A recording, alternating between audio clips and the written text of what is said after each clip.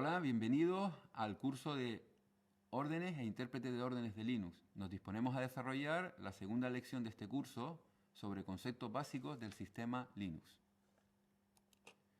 Nos proponemos en esta lección que conozcan los aspectos elementales y fundamentales de los dos elementos sobre los que pivota el funcionamiento del sistema operativo Linux. Nos referimos a los archivos y a los procesos.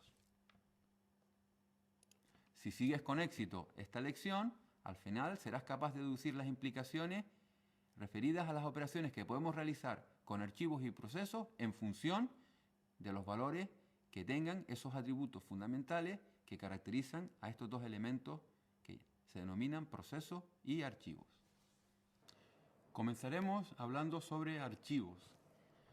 Vamos a movernos al directorio que tenemos preparado para esta lección.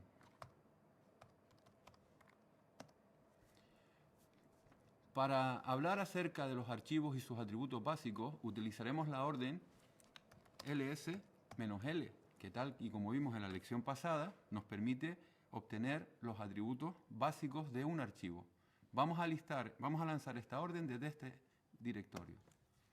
Observamos que en este directorio existen una serie de archivos.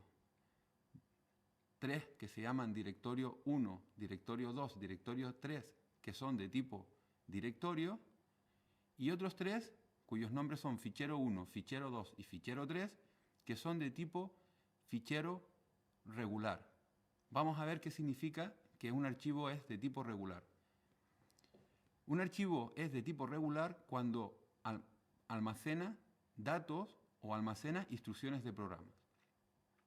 Pero ¿cómo podemos saber el tipo de un archivo?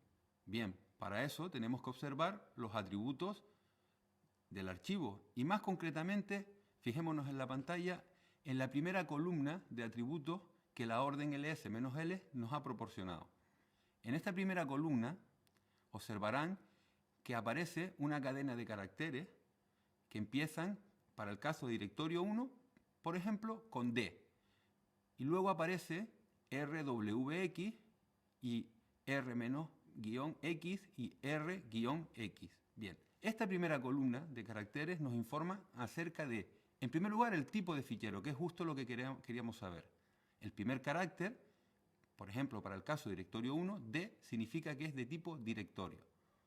Cuando en esta posición tenemos un menos o un guión, significa que el archivo es de tipo regular.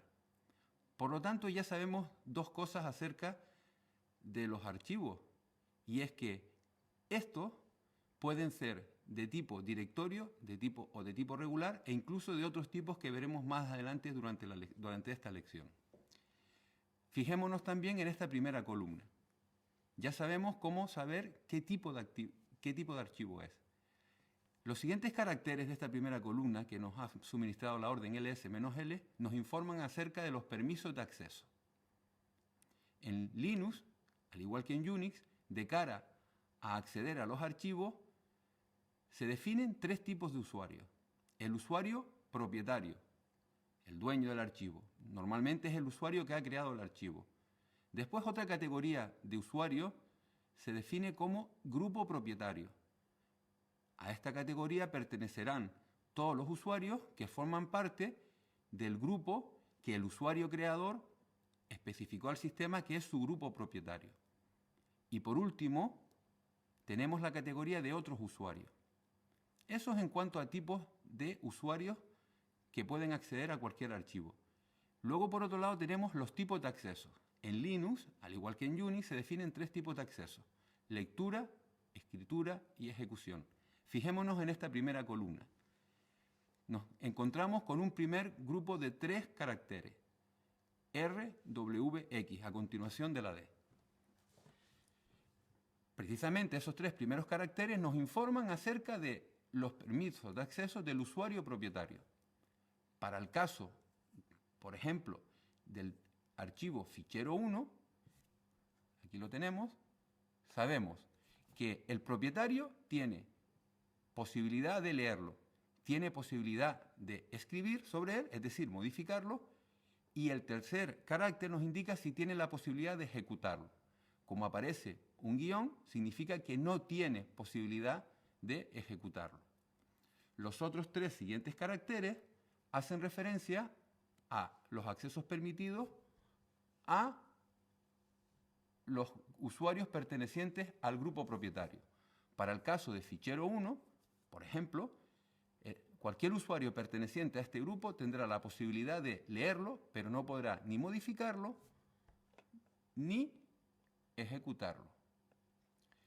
Análogamente, para este fichero, los demás usuarios, los pertenecientes a la categoría de demás usuarios, es decir, un usuario que no es ni propietario ni pertenece al grupo propietario, tiene solo la posibilidad de leerlo.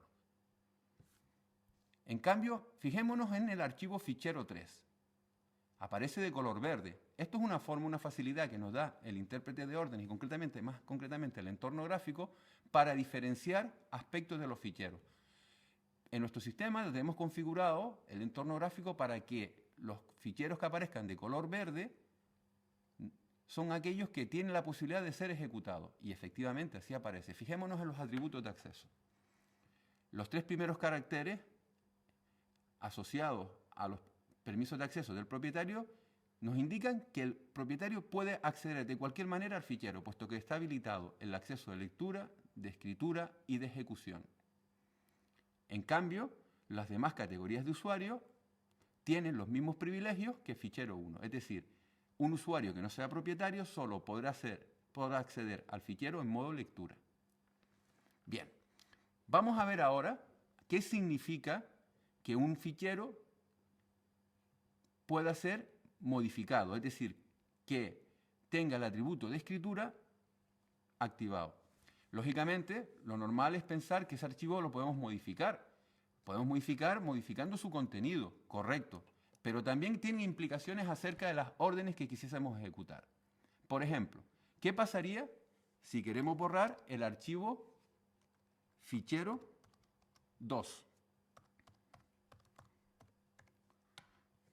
Lo ejecutamos y fíjense lo que nos aparece. El fichero 2 está protegido contra escritura, nos lo avisa. Y nos dice que si queremos confirmar el borrado. Esto es así porque quien ha lanzado la orden de borrar el fichero 2 es el usuario Prometeo, que es precisamente el propietario del archivo. Si el usuario que lanzase esta orden sobre un archivo protegido contra escritura no fuese su propietario y no tuviese activado el permiso de modificación, entonces simplemente el sistema operativo le diría que no puede borrarlo. Nosotros, en este caso el usuario, al ser Prometeo, su propietario, el sistema le permitiría borrarlo, pero avisándolo de tal circunstancia. No vamos a borrarlo, por lo tanto no vamos a confirmar el borrado.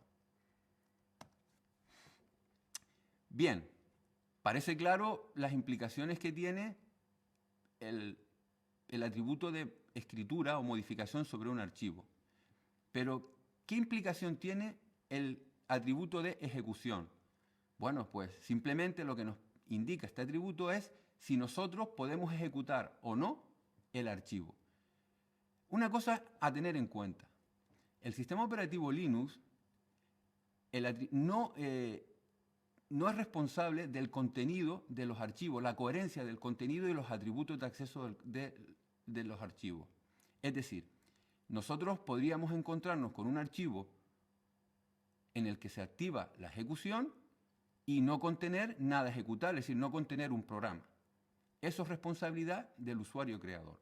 Si intentásemos ejecutar ese fichero, pues el sistema operativo nos informaría de tal error. Bien, vamos a fijarnos en el fichero 3, un fichero 3 que fíjense que tiene el atributo para el propietario de ejecución activado. ¿Qué significa esto? Significa que nosotros podemos ejecutarlo. ¿Y cómo lo ejecutamos? Pues simplemente invocando su nombre. Damos Enter y resulta que nos aparecen estos mensajes. ¿Por qué? Porque si visualizamos el contenido de fichero 3, observamos que lo que contiene es simplemente 2 órdenes. Este es nuestro primer ejemplo de script o de fichero que contiene secuencia de órdenes que en las lecciones últimas de este curso profundizaremos sobre ello. Bien. Vamos a hablar ahora acerca del significado de los atributos de acceso sobre los ficheros que son de tipo directorio, como es el caso de los ficheros denominados directorio 1, directorio 2 y directorio 3. Bueno, de entrada decir, ¿qué significa que un archivo de tipo directorio tenga permiso de lectura? Pues significa que podemos leer su contenido. ¿Y qué significa poder leer su contenido? Pues significa poder ejecutar órdenes que impliquen leer lo que contiene el directorio. Por ejemplo, si hacemos ls directorio 1, pues se ejecutará y no nos dice nada porque simplemente, en este caso, el directorio 1 está vacío, no contiene nada. En cambio, fijémonos en el archivo directorio 2, que es de tipo directorio. Fijémonos en el atributo de lectura para el usuario propietario. Aparece un guión. Eso significa que no tiene posibilidad de leerlo. Lancemos la orden ahora, esta misma orden, sobre directorio 2.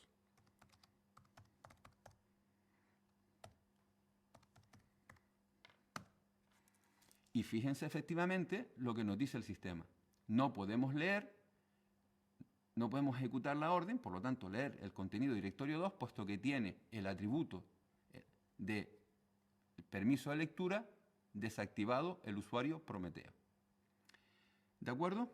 Bien, ¿qué significa ahora el atributo de escritura? Pues no es fácil, es fácil deducir que el atributo de lectura significa que podemos modificar el directorio. ¿Qué significa modificar el directorio? Pues de cara a las órdenes, pues significa que podríamos borrar un archivo o incluso añadir nuevos archivos.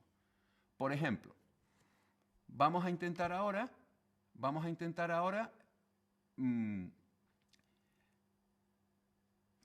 trabajar con el directorio 2. Vámonos al directorio 2.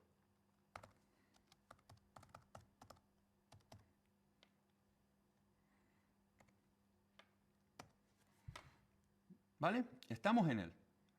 Fijémonos que el atributo escritura en el directorio 2 está activado. Por lo tanto, nosotros podríamos crear un archivo, por ejemplo, de esta manera.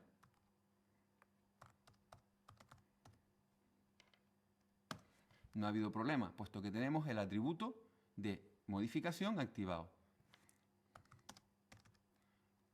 Ahora bien, volvamos al directorio anterior.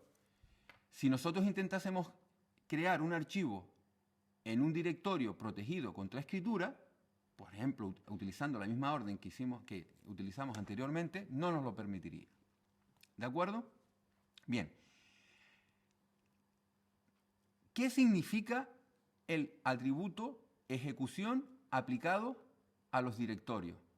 ¿Qué sentido tiene? Pues para el Linux, al igual que para Unix, el atributo de ejecución sobre un archivo tipo directorio significa si se permite o no recorrer el archivo. ¿Y qué significa, qué implica el permiso de recorrer? Pues implica el que nosotros podamos lanzar órdenes en la que se especifiquen rutas y en esas rutas aparezcan especificaciones de directorio. Por ejemplo, fijémonos en el directorio 3. El directorio 3, para la categoría de usuario propietario, fíjense bien, veámoslo aquí lo tenemos, tiene habilitado para el usuario Prometeo la lectura, la escritura, pero en cambio la ejecución está desactivada.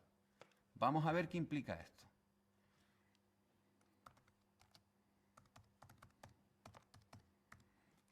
Intentamos movernos al directorio 3. ¿Y qué ocurre? Que no nos deja, efectivamente. Por lo tanto, el permiso, el atributo de ejecución aplicados a los directorios implica si se nos permite recorrer dicho directorio o no. Bien, vamos a limpiar la pantalla para que nos aclaremos un poquito más y tener, de acuerdo, con la orden clear. Y ahora volvamos a ejecutar de nuevo la orden ls porque vamos a hablar de otros atributos de los archivos. Fijémonos. Ya hemos hablado de la primera columna de atributos que nos especifica el tipo de directorio, el tipo de fichero y el tipo de permisos de acceso y los permisos de acceso habilitados a los archivos. La siguiente columna es un numerito. Fíjense, para el caso de los ficheros directorio 1, directorio 2 y directorio 3, aparece un 2. Y para el caso de fichero 1, fichero 2 y fichero 3, aparece un 1.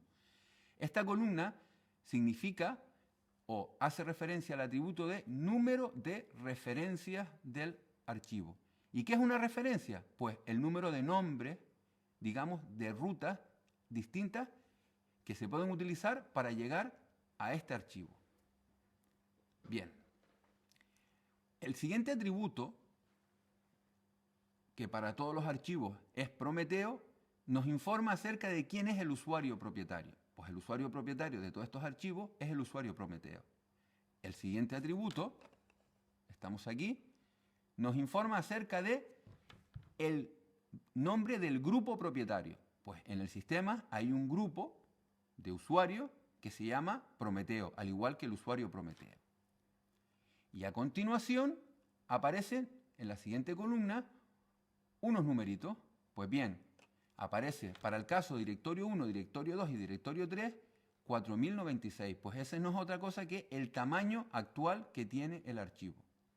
Cuando creamos un directorio, inicialmente, el Linux, nuestro sistema, le asigna 4000, un espacio igual a 4096 bytes para almacenar contenido. Si estos archivos crecieran, pues lógicamente este atributo crecería también. Veamos que fichero 1 y fichero 2 son ficheros pasivos, puesto que tienen 0 bytes de contenido. Y el fichero 3 tiene 48 bytes. Y por último, aparecen una fecha y una hora. Pues bien, como podrán ustedes deducir, el significado de estos atributos no es otro que la fecha y la hora de la última modificación que se ha realizado sobre estos archivos. Estos son, digamos, los atributos básicos de los archivos. Al principio de la lección comentamos, cuando hablábamos de los archivos, decíamos que en Linux se pueden utilizar distintos tipos de archivos. O mejor dicho, Linux soporta distintos tipos de archivos. Hasta ahora hemos hablado de dos tipos de archivos, los directorios, los de tipo directorio y de tipo regular. Pero existen más tipos. Y para ello, para ilustrar, no vamos a verlos todos, vamos a ver los más importantes de cara a un usuario normal en el sistema. Vámonos al directorio raíz. Bueno, para irnos al directorio raíz, simplemente con la orden cd y especificamos la ruta del directorio raíz, que no es otra que la barrita de división. Si ejecutamos la orden pwd, efectivamente estamos en el directorio raíz. Vamos a ejecutar ahora la orden ls sobre el directorio raíz. Y este es el resultado. Como ustedes pueden ver, aparecen un conjunto de archivos, la mayoría de ellas de color azul. ¿Qué significa que es de color azul? Pues, al igual que ocurría con fichero 3, que nos lo pone de color verde, al ponerlo de color azul, el entorno gráfico sobre el terminal nos está indicando que son archivos de tipo directorio. Ya sabemos lo que es un archivo de tipo directorio. Pero fíjense que aparecen otros archivos de color, digamos, verde claro. El caso de cd-rom, init-rd-img y umlinux. Vamos a ver qué significará esto.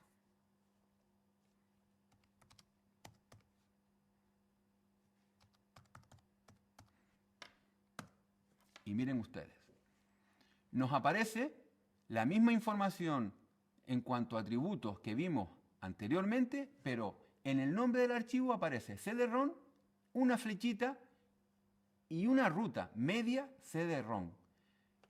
Bueno, con esto el sistema nos está indicando que este archivo llamado cd-rom es de tipo enlace, de tipo link. Vámonos a la columna de atributos y veamos eso. Efectivamente, fíjense, en el primer carácter aparece una L. Una L significa que es un enlace, un link. ¿De acuerdo? Bien, vámonos ahora a ver otro tipo de archivos muy importantes en Linux. Y para ello nos vamos a mover al directorio dev. El directorio dev es un directorio que contiene los denominados ficheros de dispositivos. ¿De acuerdo? Bien. Hacemos un ls y fíjense, nos aparecen muchísimos archivos. Si lo hacemos ls con un pipe a la orden more para ver la pantalla, para que el listado de esta orden nos aparezca en la pantalla de forma controlada, ¿vale? Fíjense, nos aparecen muchísimos archivos con nombres variopintos. ¿De acuerdo? Pues bien, en general, bueno, no hace falta, abortamos la orden. En general, en el directorio dev están los archivos de tipo dispositivo. ¿Qué es un archivo de tipo dispositivo? Pues es un archivo que utiliza el Linux como interfaz entre los programas y los dispositivos físicos del sistema. Todo dispositivo físico que exista en el sistema que es controlado por el Linux tiene asociado un fichero de dispositivo. Por ejemplo,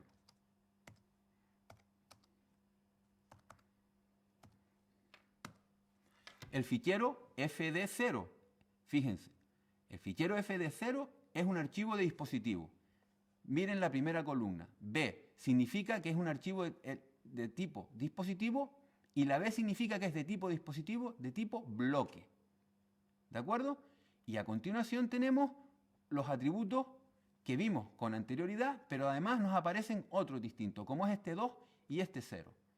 Bueno, esto en definitiva, estos atributos, este 2, ¿de acuerdo? Y este 0, en definitiva, son atributos que hacen referencia a lo que se denomina número mayor y número menor del dispositivo.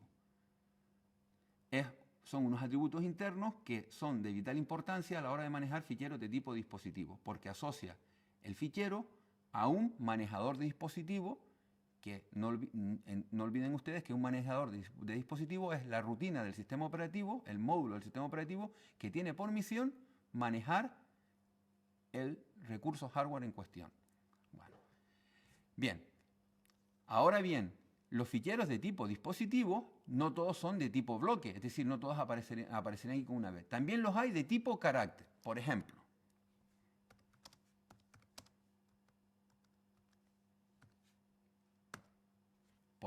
TTI0. El archivo TTI0 es un archivo, fíjense, de tipo, aparece una C. Pues bien, significa de tipo dispositivo, pero de tipo carácter. Y está asociado, el TTI0 está asociado a terminales, a un terminal. Se me olvidó comentarles antes, el FD0 es un archivo que está asociado a la unidad de floppy. ¿Qué diferencia hay entre un archivo de tipo dispositivo, de tipo bloque y de tipo carácter? Pues simplemente en la forma en que se realizan las transferencias entre el dispositivo. En de tipo bloque, las transferencias se realizan mediante bloques, bloques de byte, y además tienen la posibilidad de ser direccionados de forma directa, por ejemplo, las unidades de disco, es un ejemplo típico de dispositivo de tipo bloque, y los dispositivos de tipo carácter, como el caso de TTI0, son dispositivos en los que las transferencias se realizan de forma secuencial y por ristra de byte. Bueno, estos son los llamados ficheros de tipo dispositivo que, repito, se encuentran todos en el directorio /dev. Bueno, ya nos hemos movido un poquito en el sistema. Estamos en el directorio raíz, volvemos a ejecutar la orden ls, ¿de acuerdo? Bien, para finalizar, acerca de todos estos conceptos acerca de archivos, simplemente comentarles que en una instalación Linux pueden haber, de hecho hay miles de ficheros. Estos miles de ficheros se encuentran organizados de forma jerárquica. ¿Qué significa de forma jerárquica? De forma que están estructurados a través de un árbol, donde el directorio raíz se denota por la barra de división, y a partir de él cuelgan ficheros que pueden ser de cualquier tipo de los que hemos enumerado. En el directorio raíz, una instalación típica Linux, desde el directorio raíz cuelgan un conjunto de directorios importantes. Por ejemplo, el directorio bin. En el directorio bin están normalmente todas las órdenes de uso frecuente por todos los usuarios del sistema. Son ficheros de tipo regular, aquí los tenemos, ¿de acuerdo? Y que son órdenes. Órdenes utilizadas ya sean por un usuario normal o un usuario de un perfil especial en cuanto a atributos de acceso a los recursos, que no es otro, que no estoy hablando de otro, que es del administrador. Volvamos ahora y vámonos ahora al directorio sbin. ¿De acuerdo? Fíjense que hemos introducido cd y una ruta punto punto significa ir al directorio padre del directorio actual y SBIN significa ir pues al directorio SBIN. ¿De acuerdo? Listamos. También aquí en el directorio SBIN contiene ficheros de tipo regular y ejecutables también, al igual que en bin. Pero la diferencia con bin es que aquí lo que tenemos son archivos, órdenes, que normalmente quien único los puede utilizar es el administrador del sistema, el usuario root. ¿De acuerdo? Otro directorio importante del sistema y que cuelga de la raíz es el directorio etc. Estamos en etc. En el directorio etc normalmente se almacenan ficheros regulares directamente que cuelgan de etc o almacenados en distintos archivos. Bien, en etc se almacenan los archivos de configuración de los distintos elementos que configuran el sistema operativo y de los distintos servicios. ¿De acuerdo? Por ejemplo, el servicio de red, tenemos un directorio network y en network colgarán, pues veríamos que están archivos de configuración. Normalmente son archivos de configuración, archivos de datos y script, es decir, ficheros que contienen secuencias de órdenes pero asociadas a configurar y a definir cómo funcionan los distintos servicios del sistema operativo. Otro directorio importante es el /lib, que como su propio nombre indica, almacena las librerías del sistema. ¿De acuerdo? Otro archivo importante, archivo de tipo directorio, es el directorio proc. ¿De acuerdo? Estamos en el directorio proc que cuelga la raíz. En el directorio proc se almacenan ficheros que representan el estado del sistema. Es un directorio a través del cual se monitoriza el funcionamiento del sistema. Fíjense, aparecen unos nombres. Por ejemplo, DMA estará asociado al recurso DMA y si nosotros visualizásemos el contenido de este archivo veríamos aspectos relativos, atributos relativos al funcionamiento de DMA del sistema. Por ejemplo, tenemos uno que seguro que lo entenderán directamente. El archivo interrupt. Veamos qué contiene el archivo interrupt. Pues ni más ni menos que nos informa este archivo actualmente el sistema de interrupciones de nuestra máquina, cómo está configurado. Cada interrupción, ¿quién la utiliza? En definitiva, ¿para qué se utiliza? Vamos a limpiar la pantalla. Bien, y fíjense también a qué nivel de monitorización llega el Linux a través de este directorio, el directorio PROC, que aparecen aquí, ven, unos números. Pues estos números están asociados a programas en ejecución. Hay un programa actualmente en ejecución que de cara al sistema se identifica como programa 1, es un proceso, PID 1, que veremos más adelante cuando hablemos de proceso, que es eso del PID. Pues bueno, pues a través también de este directorio, un usuario, lógicamente es un usuario especial con atributos, ¿de acuerdo? Como es el administrador, podría ver qué pasa con los distintos programas que se están ejecutando en el sistema.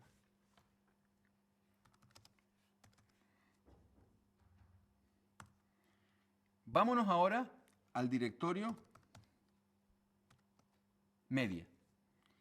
El directorio media se utiliza en general como directorio donde están los puntos de montaje de los distintos dispositivos removibles del sistema. ¿Qué es un dispositivo removible? Pues un dispositivo que nosotros podemos utilizar eventualmente, normalmente son dispositivos de almacenamiento, que podemos utilizar, activar eventualmente. Por ejemplo, un CD-ROM. Ponemos un CD-ROM, lo activamos y posteriormente incluso podíamos desactivarlo. Pues bien, los dispositivos de almacenamiento que montemos en el sistema o activemos, ¿de acuerdo?, se harán normalmente a través de los directorios contenidos en media. Una vez que montemos un directorio, un dispositivo removible sobre su respectivo punto de montaje, CD-ROM, CD-ROM 0, floppy, floppy 0, en este caso, CD-ROM y floppy en definitiva, veremos, son enlaces a los archivos CD-ROM 0 y floppy 0. En definitiva, ahora mismo el sistema está configurado para tener dos dispositivos removibles, la unidad de CD-ROM para un CD y la unidad de floppy para un floppy. Si nosotros activásemos, introdujésemos un CD-ROM en la unidad de CD-ROM, el sistema automáticamente lo activaría y el contenido, el árbol de ficheros que estuviese almacenado en el CD-ROM aparecería colgando de este directorio. Bien, volvamos al directorio raíz, volvamos a listar su contenido y hemos hablado de distintos directorios. ¿Qué directorios también son importantes? Aparte de los que ya hemos visto, por ejemplo, el directorio Home es un directorio que en general se utiliza para almacenar los directorios de trabajo, o sea, directorios que son propiedad de los distintos usuarios del sistema, a excepción del usuario administrador, el usuario root, que su directorio de trabajo está en otro lugar del sistema. Los usuarios normales, en general, suelen tener su directorio de trabajo en el directorio Home. En este caso tenemos en nuestro sistema solo un usuario normal, que es Prometeo, pues tendrá su directorio de trabajo, que cuelga de Home. Bien. Otro directorio importante es el directorio USR. En USR se encuentran todos los archivos asociados a recursos generales de todos los usuarios del sistema. No a nivel de... no están realmente órdenes, las órdenes del sistema operativo. Eso se encuentran en bin o SBIN. Aquí se encuentran ficheros y ejecutables, pero asociados a servicios. Por ejemplo, fíjense, el X11R6. Este directorio, de aquí cuelga todos los archivos, todos los archivos ejecutables del entorno gráfico del sistema. ¿De acuerdo? Y luego tenemos un directorio Games y luego tenemos unos bin. En el bin se encuentran, vámonos a bin. Fíjense, aparecen una serie de órdenes, ¿de acuerdo? Órdenes de propósito general y también enlaces. LSUB, LSCAT, Xwindows, ¿ven? Xwindows Manager, o sea, son ficheros ejecutables, pero normalmente están asociados a servicios que no necesariamente tienen que formar parte de lo que sería el sistema operativo básico del sistema.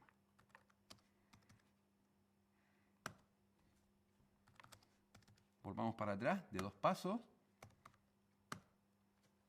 Bueno, ¿y qué más directorios importantes nos quedan? Pues yo diría que el sys,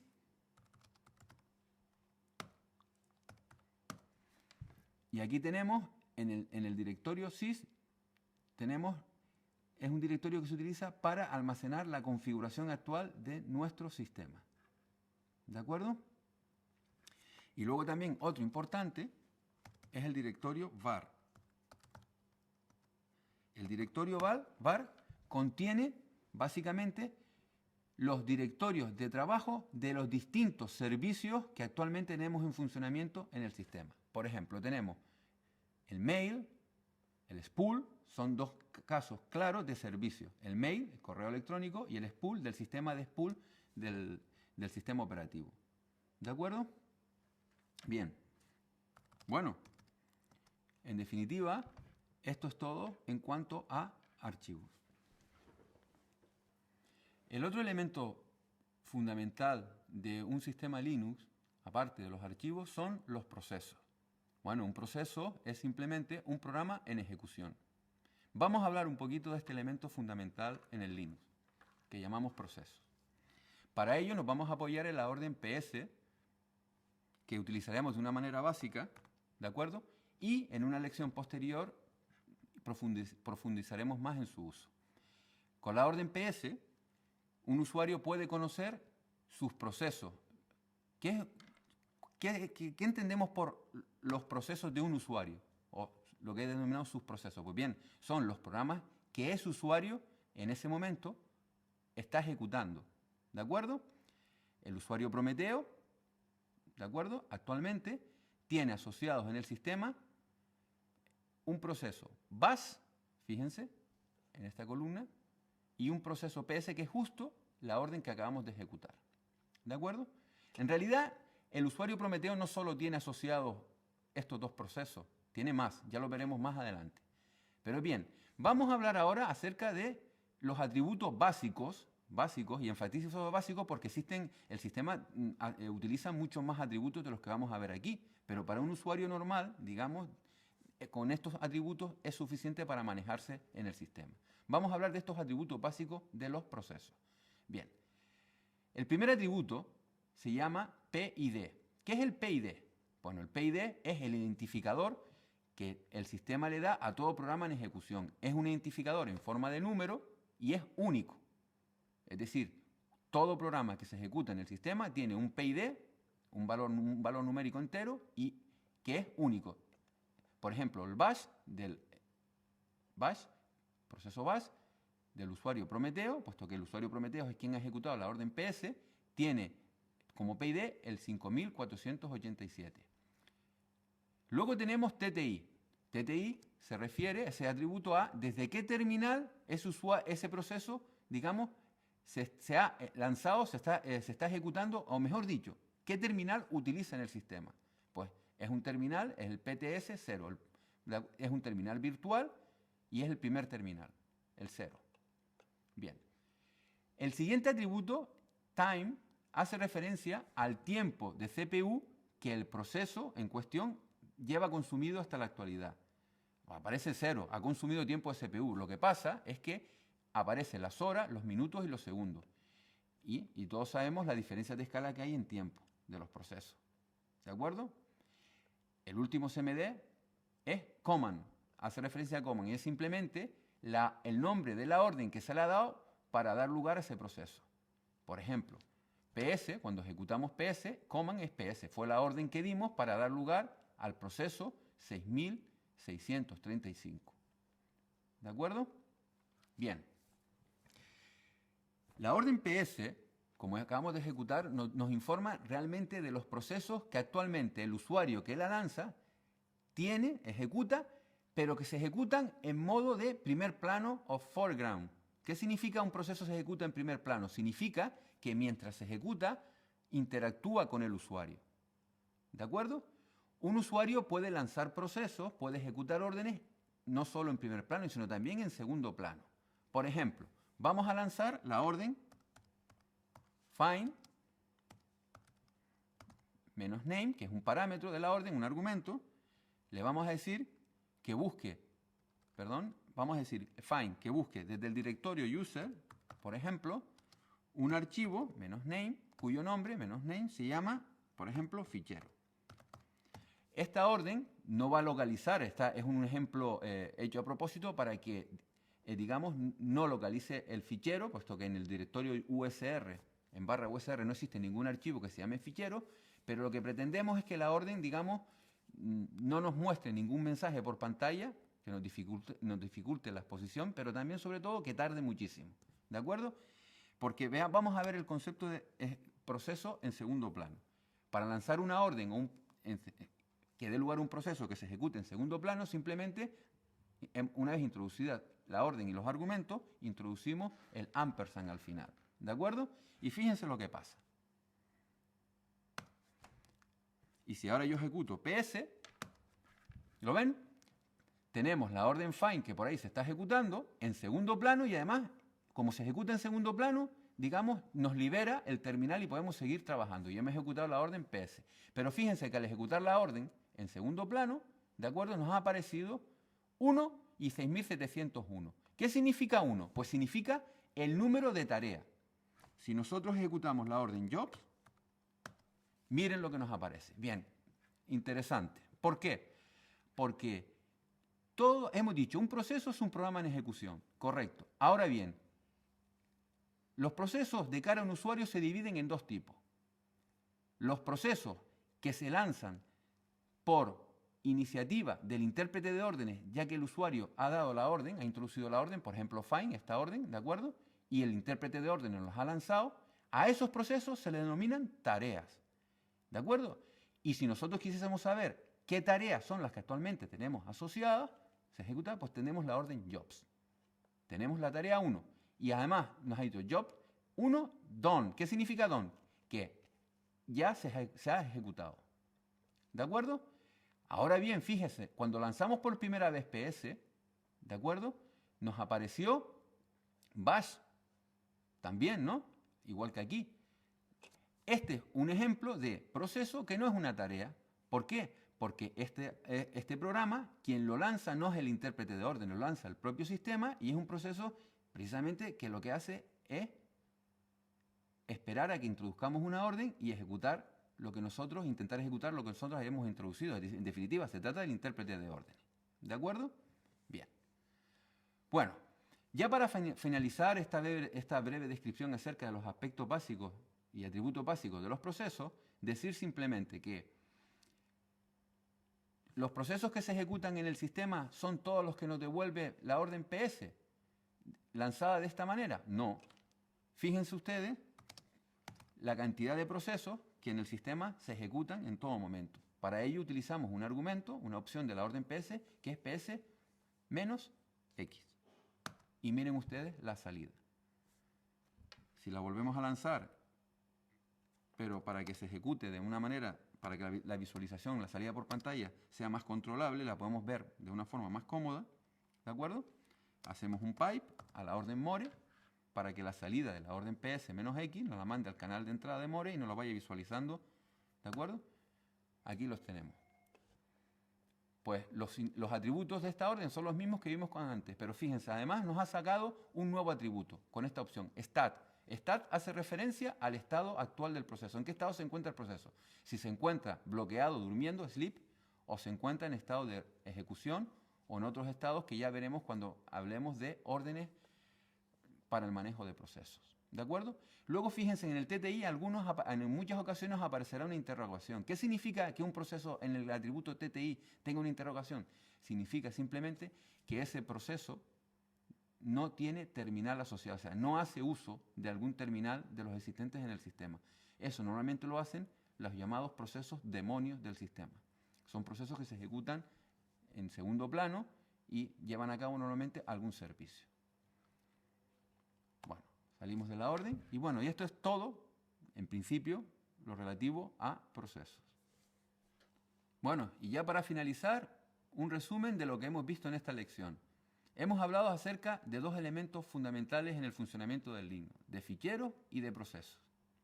Hemos hablado y hemos descrito sus atributos fundamentales, que para el caso de los ficheros son su tipo, su propietario y los atributos de accesos. En cuanto a los procesos, hemos visto también sus atributos fundamentales, que no son otros que su identificador, el tiempo que llevan de ejecución en el sistema, CPU time, el identificador PID, el terminal que tienen asociado, el estado en que se encuentra el proceso y la orden que dio lugar a que ese programa se convirtiese en proceso. También hablamos acerca de la diferencia que existe entre procesos que se ejecutan en primer plano y en segundo plano y cómo hacer que un programa se ejecute en segundo plano. Y también hablamos acerca de la diferencia que hay entre proceso y tarea. Bueno, y esto es todo.